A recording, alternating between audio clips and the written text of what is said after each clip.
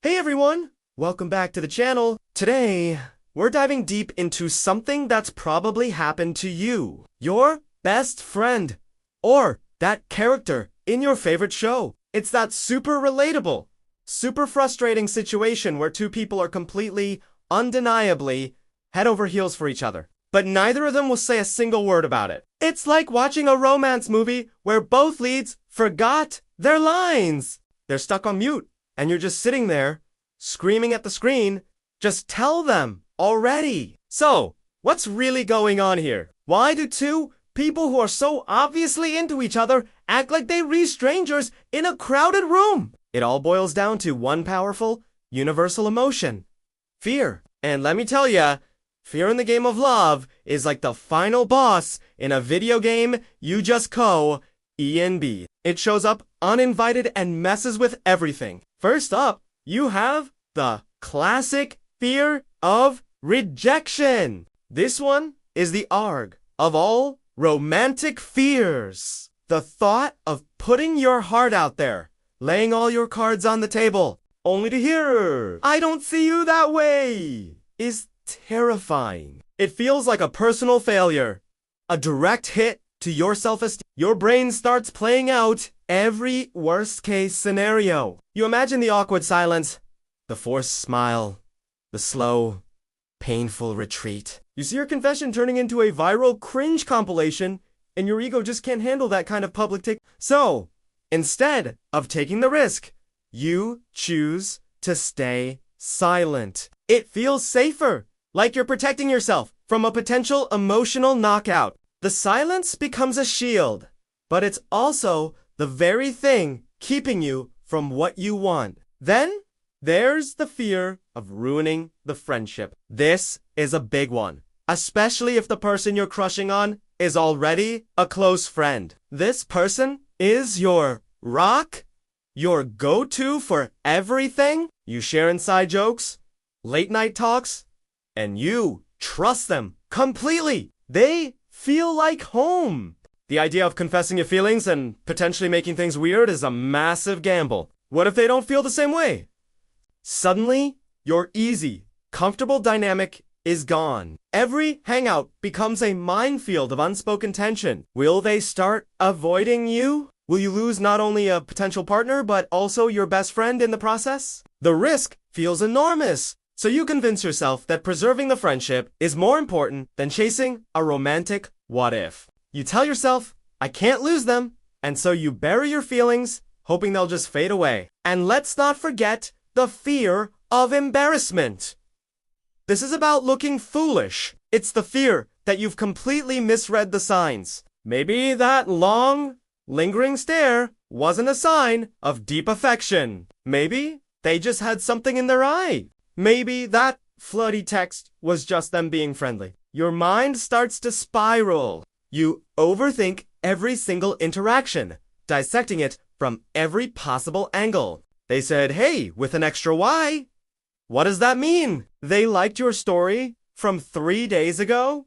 Is that a sign? This overthinking turns a simple crush into a full-blown detective investigation. And you're both the detective and the prime suspect. You're so worried about being wrong and looking desperate that you second-guess everything. You'd rather be seen as cool and indifferent than as the person who made a fool of themselves for misinterpreting a friendly gesture. This dynamic creates a hilarious, yet tragic, stalemate. You have two people, both secretly obsessed with each other, waiting for the other to make the first move. It's a silent battle of wills. The guy is thinking, she's amazing. She's out of my league. She probably has a dozen guys trying to talk to her. Why would she want me? He puts her on a pedestal and convinces himself he's not worthy, so he stays quiet to avoid looking like he's punching above his weight. Meanwhile, the girl is thinking, he's so cool and confident. He's nice to everyone, so he's probably just being friendly to me. I'm sure he's not actually interested. She downplays her own worth and interprets his kindness as a general trait rather than a specific interest. She's terrified of being seen as just another girl who fell for the charming guy, so she holds back, trying to protect her own heart. So you have these two love-struck fools caught in a loop. Their hearts are screaming, please, just say something. But their egos are whispering, Don't you dare be the first one to fold. Don't be vulnerable. They drop hints that are so subtle, they're practically invisible. They send each other memes that scream, "I have a massive crush on you," but they play it off as a joke. They'll find any excuse to be near each other, to talk to each other, but the conversation always stays in the safe zone. They stare at each other from across a room with so much longing it could power a small city. But the moment their eyes meet, they quickly look away, pretending they were just looking at something behind them. Their friends all see it. Everyone around them knows what's up. Their friends are probably in a group chat, placing bets on who will confess first. But the two people at the center of it all remain blissfully, painfully unaware of the other's true feelings. It's a classic case of emotional gridlock. Both are waiting for a green light, but neither is willing to be the one to flip the switch. They are so consumed by their own insecurities and fears that they can't see what's right in front of them.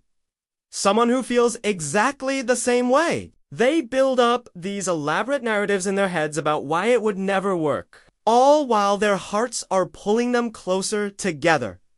And the craziest part of it all, the reason they're so scared is often rooted in how much they already care. They're not afraid of falling for a stranger. They're afraid of losing someone who already means the world to them. The connection is already so deep, so real, that the thought of messing it up is unbearable. The person they're crushing on isn't just a crush, they're a safe space, a source of comfort, a person who just gets them. The fear isn't just about rejection, it's about potentially losing a foundational piece of their life. It's a paradox. The more you like someone, the harder it can be to tell them. The stakes feel higher. The potential fall feels steeper. You're not just risking your pride. You're risking a bond that you already cherish more than anything. So, if you're stuck in this situation right now, what can you do? It's tough, and there's no easy answer. But sometimes you have to ask yourself, what's scarier? The possibility of rejection or the certainty of regret? The pain of a no might sting for a little while, but the pain of what if can last a lifetime. Sometimes you just have to take a deep breath, quiet your overthinking brain, and take that leap of faith. Because on the other side of that, fear could be the very thing you've been hoping for. Maybe, just maybe, the other person is just as scared as you are, waiting for you to be the brave one. Think about it. That person you can't stop thinking about might be thinking about you right now, caught in the exact same cycle of fear and Maybe all it takes is one person to break the silence and set you both free. Anyway, if this story hit a little too close to home, or if it made you think of that one person you're too scared to confess to, you know what to do. Smash that like button. Drop a comment below and share your own story. We've all been there. Share this video with that shy friend who needs to hear this. And hey, don't forget to subscribe so you don't miss our next video. You never know. Your crush might see that you subscribed and finally take it as a sign. Thanks for watching, and I'll see you in the next one.